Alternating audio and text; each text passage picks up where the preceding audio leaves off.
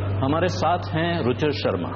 रुचिर शर्मा का परिचय इन्वेस्टमेंट की दुनिया में नहीं दिया जाता है, लेकिन CNBC आवाज के दर्शकों को बताना जरूरी है कि रुचिर इन्वेस्टमेंट की दुनिया के सबसे बड़े स्टार्स में से एक हैं, मॉर्गन स्टैनली के इमर्जिंग मार्केट्स हेड और चीफ ग्लोबल स्ट्रैटेजिस्ट हैं। रुचिर, आपका स्वागत है CNBC आवाज पर। Thank you.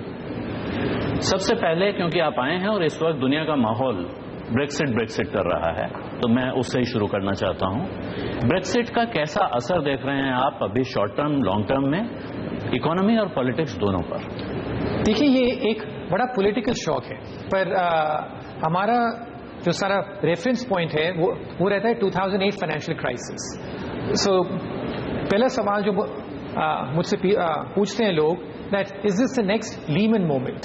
And my point is that history never repeats itself. Like it may rhyme, but it's a bit different. And so I think that the case here is that this is not a Lehman moment, it's a political shock. और जो political shock है, इसके effects बहुत years तक होते हैं, कोई immediate इतना impact नहीं होता। तो ये मेरे ख्याल से 3-4 साल तक इसका effect हम देखते रहेंगे। एंड मोस्ट इंपॉर्टेंट पॉइंट अभी देखना है कि इसका कोई पॉलिटिकल कंटेजन होता है कि नहीं। यही सवाल मैं पूछना चाह रहा था। हाँ। क्योंकि अब लोगों के मन में सबसे बड़ा डर यही है कि क्या ये कंटेजन की तरह, महामारी की तरह दूसरे देशों में फैलेगा? वो डर आपको कितना जायज लग रहा है? नहीं, मुझे वो डर है, पर आई थिंक दैट यहाँ पर एक बड़ा इशू है। that if you look at the popularity ratings of leaders across the world, उनकी अगर आप देखेंगे कि क्या approval ratings हैं, like on average the approval ratings of all the leaders in the world today are at very low levels. So 20 of the world's largest democracies, we track their approval ratings और देखते हैं कि क्या हो रहा है उधर, and we find that today the approval ratings of these leaders are at record low levels on average. So जो लीडरशिप है अक्रॉस द वर्ल्ड, उसके खिलाफ बहुत एंटी इनकम्बेंसी चल रही है। एंड ब्रेक्सिट उसमें से the same thing has happened like in England too, that is a big sort of anti establishment wave that is running over the world, and whichever leader is coming in the way is getting swept away. तो आपकी बात से जो मतलब मैंने निकाला वो ये है कि दरअसल ये इंग्लैंड के लोगों का या ब्रिटेन के लोगों का यूरोप के खिलाफ वोट नहीं था, अपनी लीडरशिप के खिलाफ वोट था। Yes, partly that's the reason. Or and I think that this is a very big miscalculation that the Prime Minister there, David Cameron, did. That he tried to use this vote to settle his own political battles within the party. पर देखिए अगर क्या क्या हो रहा है Latin America में। देखिए, हम बहुत बात करते हैं यूरोप के बारे में और अमेरिका के बारे में, पर not enough about Latin America. पर लैटिन अमेरिका में भी जो सारे लीडर्स हैं उनके खिलाफ काफी बड़ा एंटी एस्टैब्लिशमेंट वेव चल रहा है, पर वहां पर जो लीडर पार में आ रहे हैं, there is the opposite nature of what we seeing in Europe. वहां पर जो लीडर पार में आ रहे हैं वो है बिजनेस फ्रेंडली, मार्केट रिफॉर्म जो चाहते हैं, वैसे लीडर पार में आ रहे हैं। क्यों? क्योंकि वहां पर जो लेफ्टिस्ट लीडर्स थे, they were in power. So therefore across the world there is no ideology which is sort of dominating. Whichever leader is in power is usually suffering, and the leaders who are coming to power are not from just left or right. It depends on which region you are in. वो leader जो आपकी उम्मीदों को, आपके aspirations को एक रास्ता दिखा सके, उसको सहारा दे सके, ऐसे लीडर्स को लोग इलेक्ट कर रहे हैं, आप कहते हैं। हाँ जी, और and I think that electorate में अक्रॉस द वर्ल्ड बहुत एंगर है अभी। You know that lot of people बहुत नाराज हैं अपनी इकोनॉमिक कंडीशन से। क्यों? क्योंकि ये जो इकोनॉमिक रिकवरी हुई है 2008 के बाद globally, this is the weakest economic recovery in history. तो सारी जगह ये इकोनॉमिक ग्रोथ जो है लास्ट डेकेड के मुकाबले अभी काफी कम चल रही है। So that is the big point. The second point which is also there, I think, is the fact that there is a massive movement taking place against income inequality. That ये बहुत ही बड़ा मुद्दा बन के आया है इस decade, that there is a feeling कि जो अमीर लोग हैं उनकी they are benefiting the most from globalization and from the increase in stock markets and increase in property prices. That is helping the rich people the most. और जो wages हैं average लोगों की, वो wages ज़्यादा ऊपर नहीं जा रही है. So I think that is another very big point of contention amongst people across the world. یہ تو رچر آپ کو لگتا ہے اور مجھے آپ کی بات سے لگ رہا ہے کہ آپ کو لگتا ہی ہے کہ یہ پوری دنیا میں کسی بڑی گڑبڑی کی یا کسی بڑے خطرے کی چیتونی دے رہا ہے. ہاں، انکم انیکوالٹی بہت ہی بڑا ایشو ہے اکراس دا ورلڈ، پر اس کا کیا سولوشن ہے یہ مطلب کسی کے پاس ابھی تک نہیں ہے کہ ان ٹرمز آف کیا کریں اس کے بارے میں. کیونکہ جو کوئی لوگ بولتے ہیں کہ رچ پیپل کو اب زیادہ ٹیکس کر دیں اور ان سے پیسہ لے لیں، پر اگر ایسا کرنا شروع کریں گے تو پورے اکانومی کے لیے مطلب صحیح نہیں رہے گا. ایسا کر کے دیکھا گیا ہے پرانے دور میں جب بہت اونچے ٹیکس ہوتے تھے تو لوگ ٹیکس چوری زیادہ کرتے تھے. ایگزیکٹلی. اور ابھی بھی دیکھ رہے ہیں کہ جہاں پر بھی ٹیکسز بہت ہائی ہوئے ہیں وہاں سے جو رچ لوگ ہیں وہاں وہ نکل گئے ہیں. فرانس کا ایگزامپل دیکھ لیجئے، لیٹن امریکہ میں چلی کا ایگزامپل دیکھ لیجئے. تو انکم انیکوالٹی بہت بڑا مدعا ہے، تو اس کا کیا کیا جائے میرے خیال سے ابھی تک اس کا کوئی سولوشن ابھی تک کوئی سولوشن نہیں نکلا ابھی تک. رچر آپ کی نئی کتاب پہ بات کروں اس سے پہلے بریکسٹ سے جڑے دو سوال اور ہیں دماغ میں. ایک ڈر یہ لگ رہا ہے لوگوں کو کہ بریکسٹ کی وجہ سے کیا دنیا میں دیشوں کے بیچ کوئی بڑی کرنسی وار چھڑ سکتی ہے؟ اس کا رسک ہمیشہ ہے، پر میرے خیال سے ایسا مجھے ابھی لگ نہیں رہا، پر اس کا بڑا رسک ہمیشہ ہو سکتا ہے. پر یہ بریکسٹ کا جو ابھی ایونٹ ہے اس کا جو مین امپیکٹ صرف پاؤنڈ سٹرلنگ پر ہوا ہے. اس کے بیونڈ اتنا زیادہ کوئی امپیکٹ ابھی تک ہمیں کوئی دکھنے میں لگا نہیں ہے ابھی تک. تو میرے خیال سے یہ نہیں، سب سے بڑا پرابلم رہے گی اگر چائنا کی کرنسی 10-15% گر جائے شارٹ اسپین آف ٹائم میں. جیسے ہم نے دیکھا اگست میں جب وہ 2-3% ہلی تھی اور اس کے بعد جنوری میں بھی مطلب تھوڑا ہوا تھا. اگر وہ ہو تو کرنسیز کے لیے اور روپی کے لیے کافی نقصان پہنچ سکتا ہے. پر میرے خیال سے بریکسٹ اور سٹرلنگ کی وجہ سے اتنا زیادہ نقصان نہیں. آپ نے چین کا ذکر کر دیا. آپ شاید سب سے پہلے لوگوں میں سے تھے جنہوں نے چین کا بوم بسٹ ہونے کی بات کہی تھی. آج کی تاریخ میں چین آپ کو کتنی بڑی چنتا دکھ رہا ہے؟ وہ چنتا ہے بھی یا نہیں؟ نہیں، چنتا تو ہے، پر بات ہے کہ چائنا کا جو گروتھ ریٹ ہے وہ آلریڈی کافی گر چکا ہے. چائنیز اکانومی اگر آپ دیکھیں 2010 میں اس کا گروتھ ریٹ تھا 10%. 2007 جو پیک ایئر تھا گلوبل بوم کے لیے چائنیز جی ڈی پی کی گروتھ ریٹ تھی 13-14%. ابھی لوگ بولتے ہیں جو انڈیپینڈنٹ ایسٹیمیٹس ہیں کہ آج گروتھ ریٹ 4-5% ہے چائنیز گروتھ ریٹ کا. تو بہت ہی sharp slow down China's economy میں آلریڈی ہو چکا ہے. So I think that is a very significant thing کہ ایک تو لائک ہو چکا ہے سلو ڈاؤن. پھر بھی میرا ماننا یہ ہے کہ جو نیکسٹ گلوبل ریسیشن ہوگا وہ ہوگا اگر چائنا کا گروتھ ریٹ پھر سے ایک اور سٹیپ لوور اگر ہوا اس میں کبھی تو. اور ایسا ہونے کے لیے کیا ٹریگر ہو سکتا ہے؟ وہ کون سی چیز ہوگی جو چائنا کے گروتھ ریٹ کو یہاں سے کافی تیزی سے نیچے لے جا سکتی ہے؟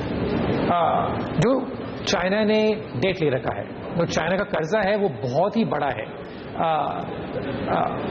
اگر آپ دیکھیں ورلڈ میں دیر is no other emerging market جس نے اس کم ٹائم میں اتنا سارا ڈیٹ لیا ہے. تو اس سے سب سے زیادہ پرابلم چائنا میں ہے اس کا ڈیٹ کا ابھی. اور اگر ڈیٹ لیول ایسے اوپر بڑھتا رہا تو میرے خیال سے اسے کافی پرابلم رہے گا. آپ کی کتاب میں اس بات کا ذکر ہے کہ جن دیشوں کے قرض بہت زیادہ ہیں اور لمبے سمے تک ہیں تو وہ ایک نہ ایک دن مصیبت میں پھنستے ہی ہیں. ہاں بالکل. یہ ہم نے دیکھا ہے کہ اگر کسی کنٹری کا ڈیٹ 40% سے زیادہ جاتا ہے as a share of the G D P over a 5-year time horizon, تو اگلے 5 سال میں 100% پرابیبلٹی ہے کہ اس کنٹری میں کچھ نہ کچھ گڑبڑ ہوگی. یا تو گروتھ ریٹ بہت سلو ہوگا یا فائنینشیل کرائسس ہوگی.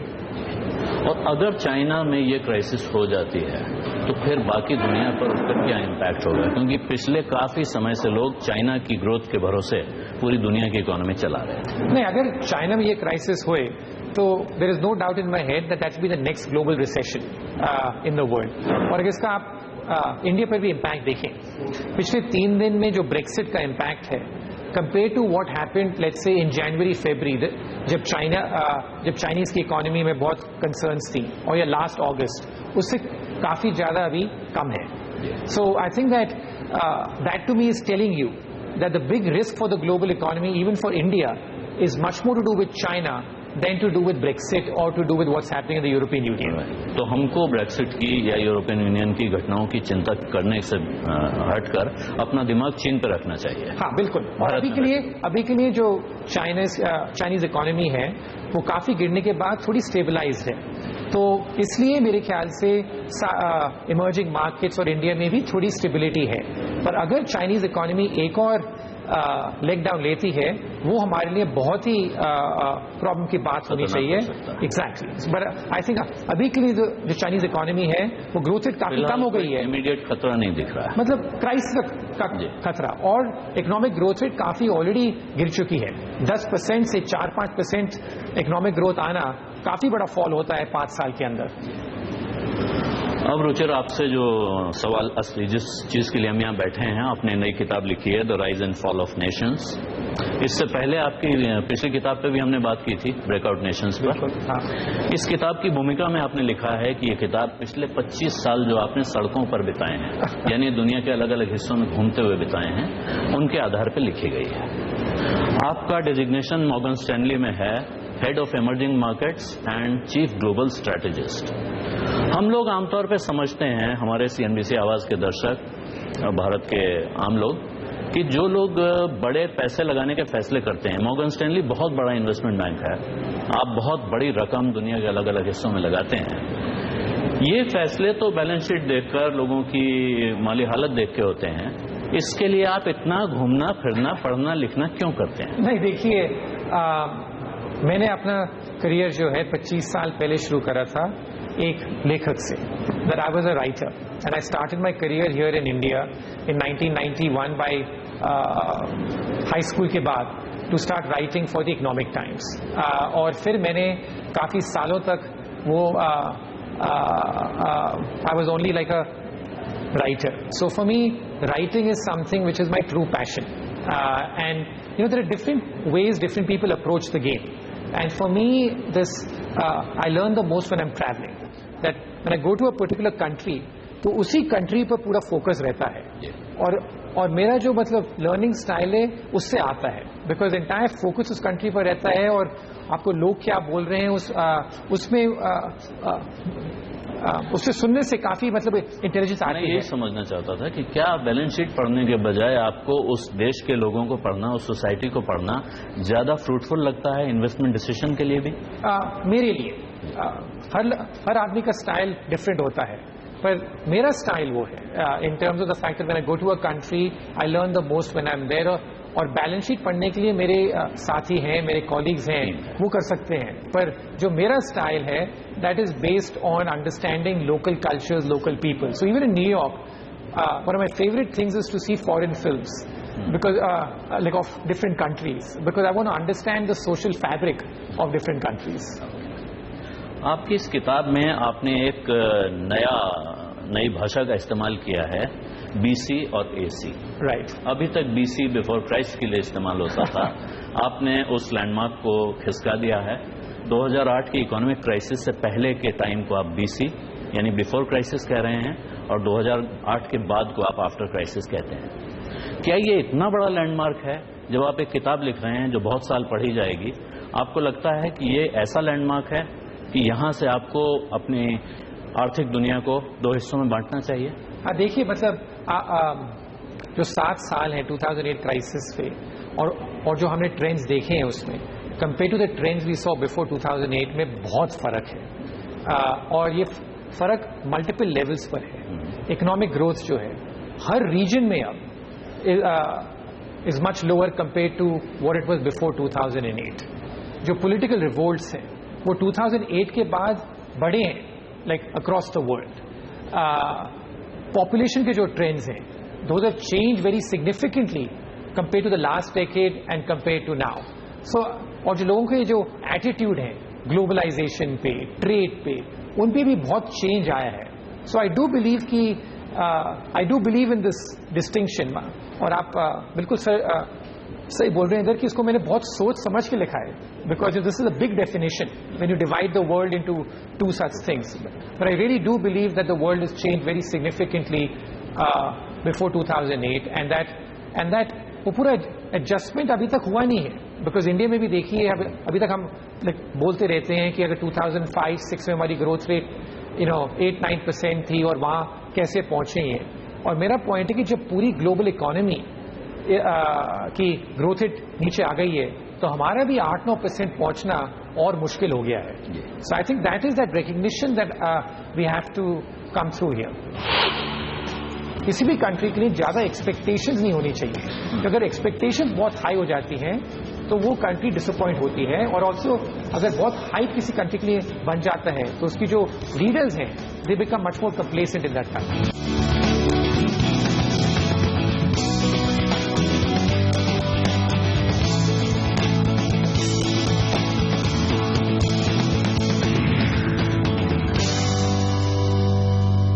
2008 के बाद एक न्यू नॉर्मल की बात होने लगी थी. हाँ. आपकी किताब में एक जगह थ्रिफ्ट की चर्चा है. हाँ. ये कम पैसे में कैसे गुजारा हो. हम हिंदी में उसको मितव्ययिता कहते हैं. राइट. या फिजूल खर्ची से बचना कहते हैं. उसका सिग्निफिकेंस क्या इस दौर में बहुत बढ़ गया है इतना कि उसको आप एक पूरी दुनिया की आर्थिक स्थिति में जब किताब लिख रहे हैं तो वहाँ उस पर आप एक चैप्टर दे रहे हैं. हाँ बिल्कुल. बिकॉज जो फॉरेन कैपिटल है वो उसका फ्लो बहुत कम हो गया है. क्रॉस बॉर्डर कैपिटल फ्लो जो बैंक्स हैं यूरोप में अमेरिका में वो अब जितना लेंडिंग कर रहे थे इमर्जिंग मार्केट्स को वो बहुत कम हो गया है. तो इसलिए अब इमर्जिंग मार्केट्स में हम करंट अकाउंट डेफिसिट जो है वो 5-6% आप किसी टाइम सस्टेन कर सकते थे because we had the liberty of getting lots of capital flows. वो सब अब बहुत कम हो गया है. So I think that like the world is change. Capital flows कम हो गए हैं और इस एनवायरमेंट में हमें कैसे गुजारा करना है. I think that we have to think much more how to live with less. इसके लिए नए तरीके से सोचना होगा. एग्जैक्टली. तो आपने इस नए तरीके से सोचने के लिए या दुनिया को फिर से डिफाइन करने के लिए 10 रूल्स इस किताब में बताए हैं. हाँ. जिन 10 रूल्स के बेसिस पे फिर आपने दुनिया के अलग अलग हिस्सों को या देशों को बांटा है या एसेस किया है उन पर थोड़ा सा बताएंगे वो 10 नियम क्या है. हाँ बिल्कुल. तो I start of bye talking about population कि जो आबादी है घर across the world the population उसकी ग्रोथ रेट कम हो गई है. तो अभी पॉपुलेशन का जो एडवांटेज है वो और भी बड़ा हो गया है. ये नहीं बोल रहा कि हमारे पास ज्यादा पॉपुलेशन ग्रोथ रेट है तो इसलिए हम नेसेसरली अच्छा करेंगे. But as I say that having a good population growth rate is a necessary but not sufficient condition for high growth rate. But at least you need it. और वो India के पास है. तो सबसे पहला रूल उसके बारे में है. मेरा दूसरा रूल है पॉलिटिक्स के बारे में, राजनीति के बारे में. और यहाँ पर मेरा देखना यह है कि जो कोई देश है A country does best when a new leader comes to power. और पहले 2 साल में सबसे ज्यादा बेनिफिट होते हैं उस कंट्री के लिए. और वो सर्किल ऑफ लाइफ में कहलाता हूं. पर वो मेरा सेकेंड रूल है कि जो भी कंट्रीज नए लीडर को इलेक्ट कर रहे हैं those countries and up doing much better. My third rule जो है वो है इनकम इनइक्वालिटी पे. ये पूरे गुड और बैड बिलियनियर्स पे कि किस कंट्रीज में कैसा वेल्थ क्रिएट हो रहा है. क्योंकि जब आपके पास ज्यादा वेल्थ क्रिएट होता है ऑयल एंड गैस सेक्टर या कमोडिटीज या इन जनरल दो सेक्टर्स जहां से आपको लग रहा है कि गवर्नमेंट कनेक्शन आपकी मदद कर रहे हैं, जो वो वेल्थ क्रिएशन है वो लोग उसको इतना रिस्पेक्ट नहीं करते compare to any wealth creation that is happening because of any invention of new technology और मैन्युफैक्चरिंग और इवन फार्मास्यूटिकल इंडस्ट्रीज. तो मेरा वो थर्ड चैप्टर उस पर देखता है इनकम इनइक्वालिटी पे और कहाँ पर इनकम इनइक्वालिटी बढ़ रही है और नहीं बढ़ और कहाँ पर शायद इतना नहीं बढ़ रही है. सब जगह बढ़ रही है. और आपके जो बिलियनर्स हैं वो कैसे वेल्थ क्रिएट कर रहे हैं उसको मैं देखे किस तरह के बिजनेसेस एग्जैक्टली किस तरह की बिजनेसेस आ रही हैं. फिर मेरा उसके बाद रूल जो है it is also to do with geographies कि आपकी जो कंट्री है वहाँ पर कैसी सिटीज आ रही हैं. जैसे चाइना और इंडिया में एक बहुत बड़ा अंतर ये है कि इंडिया में पिछले 30 सालों में बहुत कम नए शहर आए हैं. वैसे चाइना में इसको अगर आप तो थोड़ा सा एलेबोरेट करें. हाँ. क्योंकि हमारे देश में सैकड़ों साल से माना जाता है कि शहर बहुत अच्छी चीज नहीं है. भारत गांवों का देश है. हाँ, शहर की तरफ लोगों को नहीं आना चाहिए. शहरीकरण एक तरह का कर्स वर्ड था. हाँ, पर ये देखिए, अब ये नई थ्योरीज आ रही हैं जिसमें कहा जा रहा है, और शायद सही कहा जा रहा है, कि नए शहर बनने चाहिए जहां फैसिलिटीज होनी चाहिए, ताकि लोगों को गांव छोड़ के शहर आना और शहर में बहुत खराब जिंदगी जीने के लिए मजबूर ना होना पड़े. हाँ बिल्कुल. और ये चाइना में हमने देखा है कि चाइना में 19 सिटीज आई हैं ऐसी नई सिटीज, जहां पर पहली पॉपुलेशन बहुत कम थी और फिर वो पॉपुलेशन बढ़ के 10 लाख कोई 1 मिलियन लोगों से ज्यादा हुई है.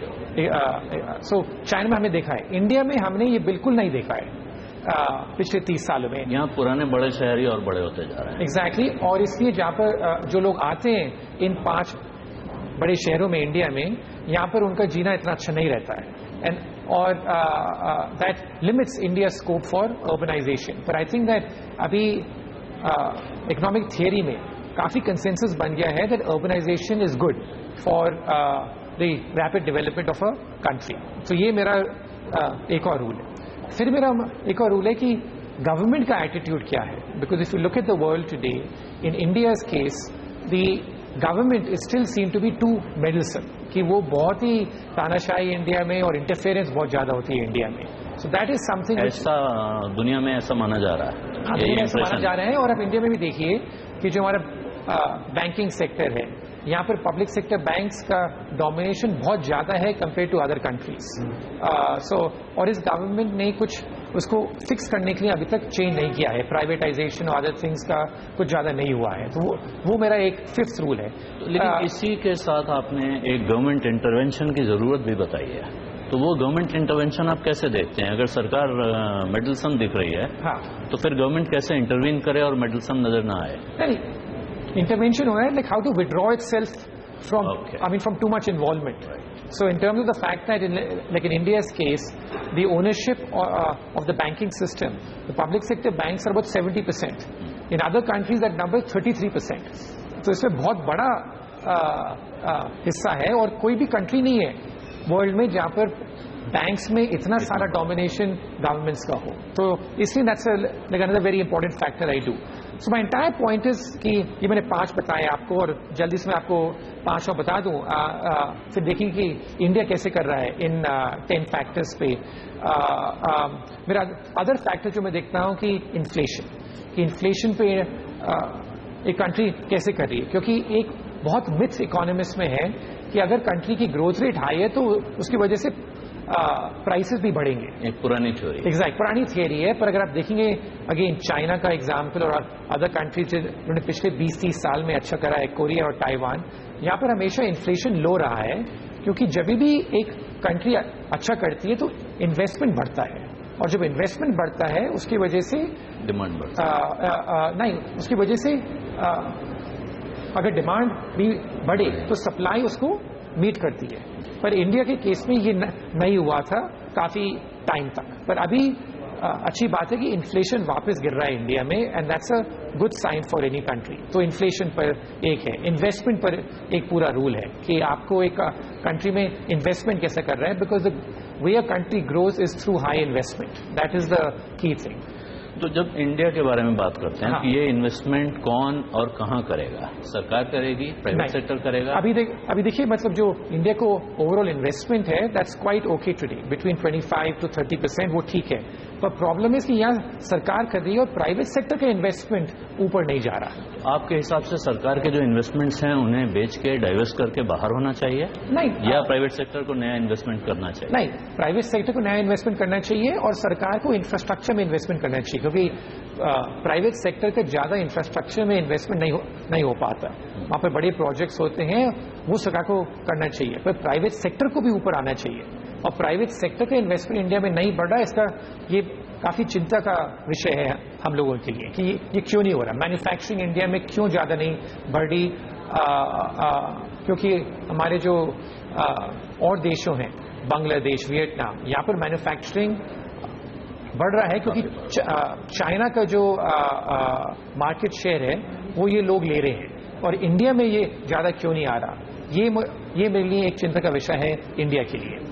اور جو رول ہے میرے لیے اس میں سے ایک تو ہے کہ سستا، کہ آپ ایک کنٹری میں جائیں گے تو وہ دیش آپ کو سستا لگتا ہے کہ نہیں لگتا، کیونکہ اگر بہت مہنگا ہوگا تو لوگ اس پہ پیسہ نہیں ڈالیں گے اور آپ کے ایکسپورٹس کے لیے وہ اچھا نہیں ہے. تو انڈیا کے لیے یہ ایک اچھی بات ہے کہ ابھی جو ہے جو روپی ہے وہ کافی سستا ہو گیا ہے، اور اس کی وجہ سے FDI اور جو فورن انویسٹمنٹ ہے وہ تھوڑا زیادہ بڑھ رہا ہے، اور ہمارے ایکسپورٹس ابھی تک نہیں بڑھ رہے. پر اس کی زیادہ پرابلم کہ گلوبل اکانومی بہت ویک ہے، پر یہ ایک پرابلم ہے انڈیا کے لیے. اور دو میرے پاس جو رول ہے، ایک تو ہے ڈیٹ کے بارے میں، کہ اگر کوئی کنٹری بہت زیادہ ڈیٹ لیتی ہے over a short span of time, وہ کسی کنٹری کے لیے کافی خراب ہوتا ہے.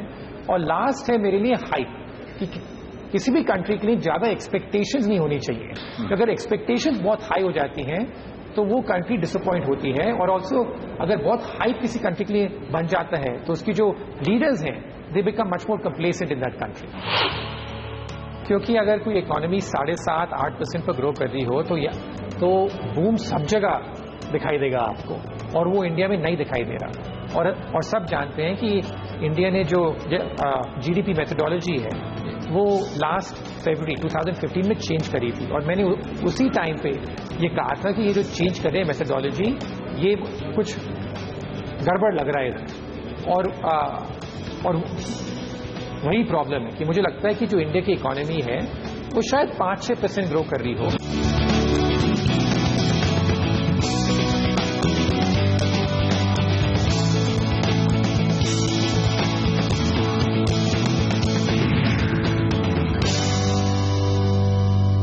جن کنٹریز کو آپ نے اسیس کیا ہے اس میں ایک تو آپ نے ذکر کیا ساؤتھ ایشیا کے کنٹریز ہیں، انڈیا ہے، پاکستان ہے، بنگلہ دیش ہے، شری لنکا بھی ہے. دوسرے لیٹن امریکن کنٹریز ہیں، ارجنٹینا سب سے بڑا دکھتا ہے اس میں. ہاں، لیکن جو بہت ہی آشچر جنک انٹری مجھے دکھی وہاں وہ ہے یونائٹڈ اسٹیٹس آف امریکہ، جس کو ہم برسوں سے ڈیولپڈ کنٹری کہتے ہیں، اور عام طور پہ اکانومسٹ مانتے ہیں کہ وہاں اور کیا ڈیولپمنٹ ہوگا.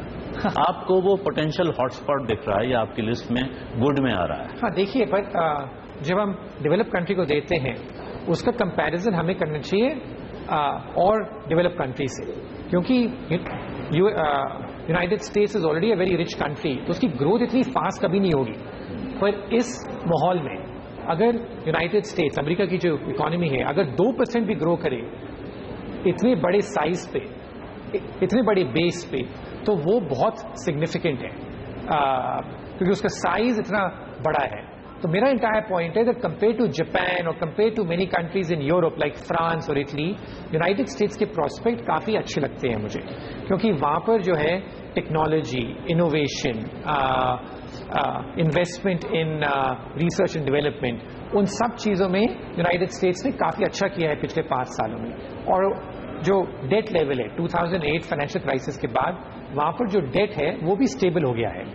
تو ان چیزوں پر کافی امپروومنٹ آیا ہے. But the most important point here is کہ we have to compare countries with their own income class, اس طرح کے دیشوں سے ایگزیکٹلی، یعنی ہم انڈیا اور امریکہ کو کمپیئر نہیں کر سکتے کیونکہ ہمارا بیس اتنا لو ہے. تو اس لو بیس سے ہماری گروتھ ریٹ ہائر ہوگی.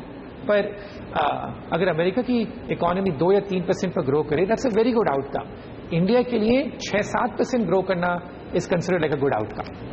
ابھی جو انڈیا کی گروتھ ریٹ ہے جس کو 7.5% کے آس پاس دیکھا جا رہا ہے، اس پر آپ کے کچھ سوال ہیں، تو آپ کیا اس کو بھروسے مند گروتھ نہیں مان رہے؟ نہیں، کیونکہ اگر کوئی اکانومی 7.5-8% پر گرو کر رہی ہو تو بوم سب جگہ دکھائی دے گا آپ کو، اور وہ انڈیا میں نہیں دکھائی دے رہا. اور سب جانتے ہیں کہ انڈیا نے جو GDP میتھڈالوجی ہے وہ لاسٹ فیبرری 2015 میں چینج کری تھی، اور میں نے اسی ٹائم پہ یہ کہا تھا کہ یہ جو چینج کرے میتھڈالوجی یہ کچھ گڑبڑ لگ رہا ہے ادھر. اور وہی پرابلم ہے کہ مجھے لگتا ہے کہ جو انڈیا کی اکانومی ہے وہ شاید 5-6% گرو کر رہی ہو، اور اس ماحول میں وہ خراب گروتھ ریٹ نہیں ہے جہاں پر دنیا بھر میں اتنی کم گروتھ ہے. 5-6% خراب نہیں ہے. تو جو میتھڈالوجی ہم نے اڈاپٹ کری ہے that is some thing wrong with that methodology. یہ آپ کو ونڈو ڈریسنگ لگتی ہے؟ کوئی کوشش ہے جان بوجھ کے زیادہ نہیں، میرے خیال سے نہیں، یہ مطلب انکمپیٹنس ہے. یہ مطلب انکمپیٹنس ہے اور یہ ونڈو ڈریسنگ نہیں ہے. وہ چائنا میں کرتے ہیں کافی ونڈو ڈریسنگ, انڈیا میں یہ ونڈو ڈریسنگ نہیں, پر یہ شیئر انکمپیٹنس ہے, یہ لاپرواہی ہے کہ ایسے ہم نے کیا ہے. اس کے بجائے جو پرانا میتھڈ تھا G D P growth rate assess کرنے کا, کیا وہ بہتر تھا اس سے؟ مطلب اس سے تو بہتر تھا, کیونکہ مطلب جو پرانا تھا اس پر ایسے کوئی سوال نہیں اٹھتے تھے. نا اس میں بھی کافی مطلب ڈرا بیکس تھی, پر اتنا خراب نہیں تھا جو آج ہوا ہے کہ جب سب لوگ یہ سوال پوچھنے کرتے ہیں. 2 سال پہلے جو بھی جی ڈی پی گروتھ آتا تھا ہم لوگ لائک بولتے تھے کہ ٹھیک ہے یہ گروتھ ریٹ, پر اب سارے کوشچن پوچھنا شروع کر دیا لوگوں نے. آپ نے ابھی کہا کہ جن دیشوں میں کوئی کسی طرح کا سنکٹ ہے, جن دیشوں میں سرکار بدل رہی ہے, ان سے آپ کو امید دکھتی ہے. بھارت میں سرکار کو بدلے 2 سال ہو گئے ہیں. آپ نے یہ بھی کہا, کچھ دیر پہلے کہا اور اس کتاب میں لکھا ہے کہ شروعاتی 2 سال میں لیڈرز اچھا پرفارم کرتے ہیں. تو ہمارے پرائم منسٹر مودی جی کی 2 سال کی پرفارمنس کو آپ کیسے دیکھیں؟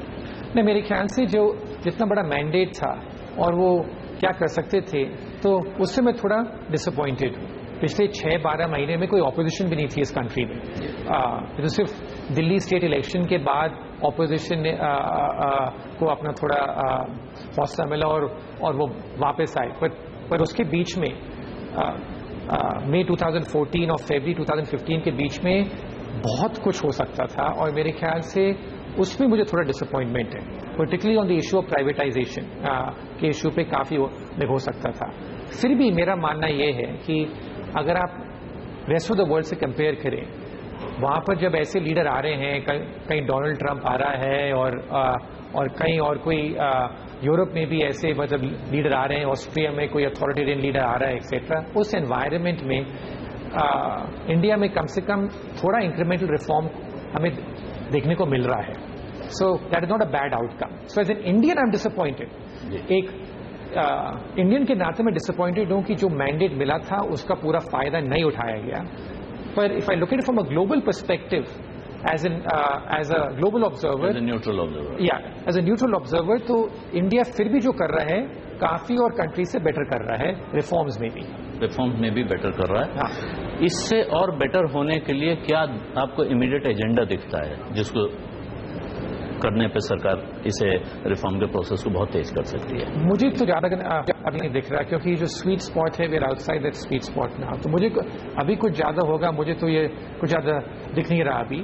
تو یہ جو سر انکریمنٹل ریفارم کو پیٹرن ہے, میرے خیال سے یہی چلتا رہے گا. تو پرابلم انڈیا میں یہ ہے کہ ابھی یو پی کے الیکشن آ جائیں گے, اس کے بعد فوکس میرے خیال سے پالیٹکس پہ اور ہو جائے گا. تو جو بھی کرنا ہے ان ٹرمز آف اینی اور ریفارم وہ اگلے 6 مہینے میں ہو سکتا ہے. اس کے بعد پالیٹکس پہ بہت ہی زیادہ فوکس ہو جائے گا میرے خیال سے. اینڈ تو اس کے بعد کچھ زیادہ دیکھنا تو اس کے چانسز اور بھی کم ہو جائیں گے. امریکہ میں ایک ڈفرینس ہے کہ وہاں پر جو بھی لیڈر پار میں آئے وہ اس کا امپیکٹ اس کنٹری پہ اتنا نہیں ہے, کیونکہ وہاں کے جو انسٹیٹیوشنز ہیں بہت اسٹرانگ ہیں, چیکس اینڈ بیلنسز بہت اسٹرانگ ہیں.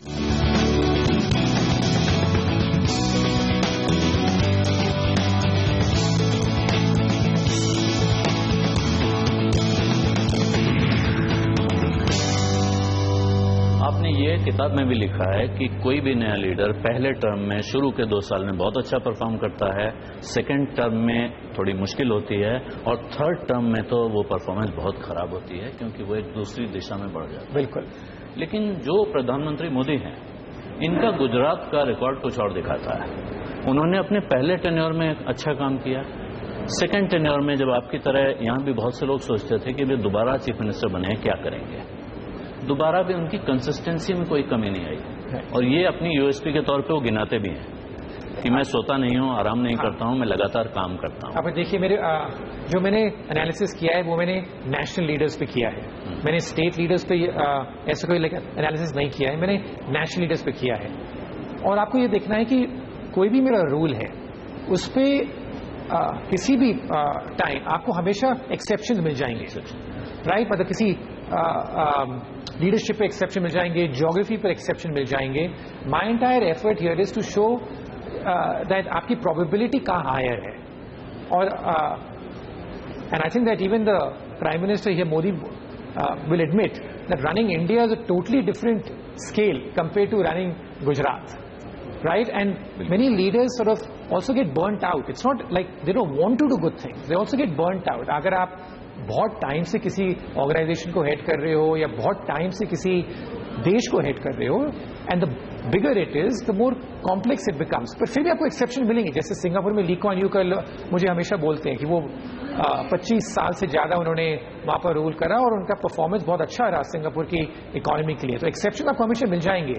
पर एक ली कुआन के लिए मैं आपको 3 लीडर्स के नाम गिना सकता हूं जो आपके रूल को प्रूव कर. हाँ, एग्जैक्टली. आप रशिया में देखिए कि रशिया की इकोनॉमी पुतिन के सेकंड और थर्ड टर्म में कितनी खराब करी है. उनके फर्स्ट टर्म में काफी अच्छी करी थी. टर्की में वही बात.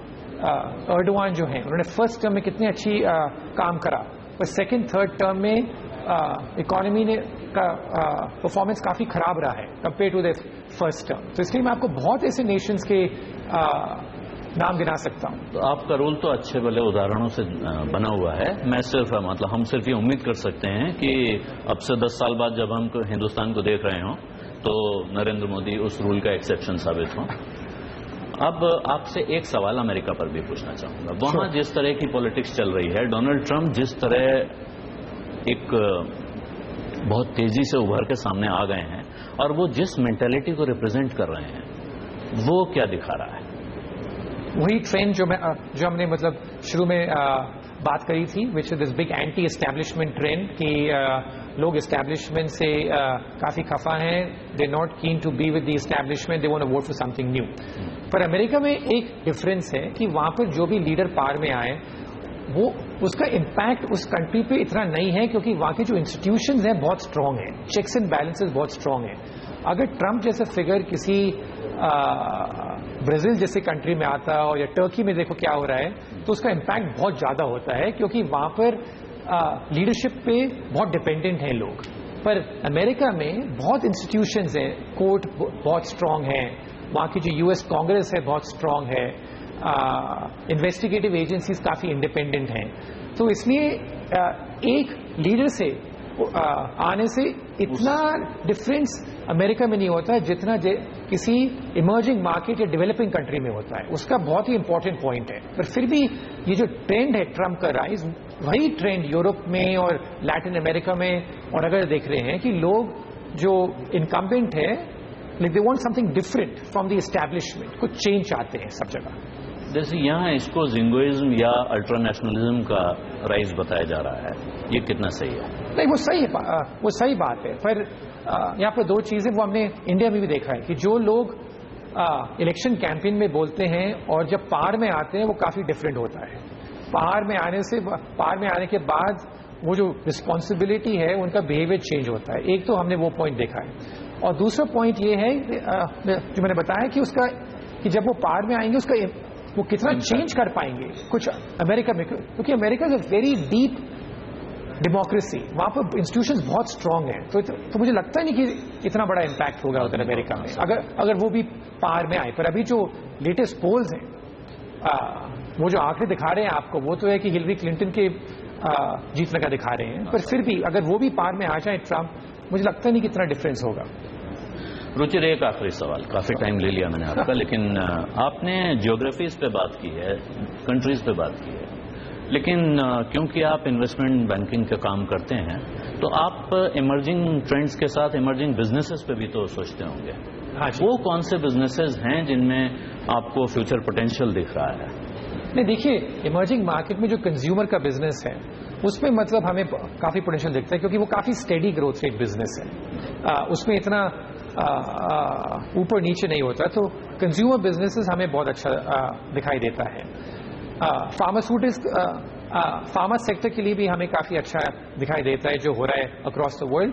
ऑल्सो बिकॉज जो दुनिया की पॉपुलेशन है इज एजिंग वेरी रैपिडली.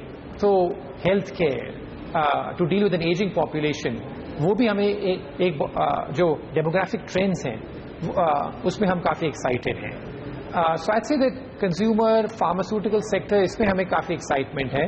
और बैंक्स उन कंट्रीज में जहां पर डेट लेवल बहुत लो हो और लोग काफी लोन ले सकें इन द नेक्स्ट 5 years, وہ سیکٹر ہمیں اچھے لگتے ہیں. وہاں بینکس کے لیے. ہاں وہاں بینکس ہمیں اچھے لگتے ہیں. بہت شکریہ رچیر اتنا سمے نکال کے CNBC آواز سے بات کرنے کے لیے.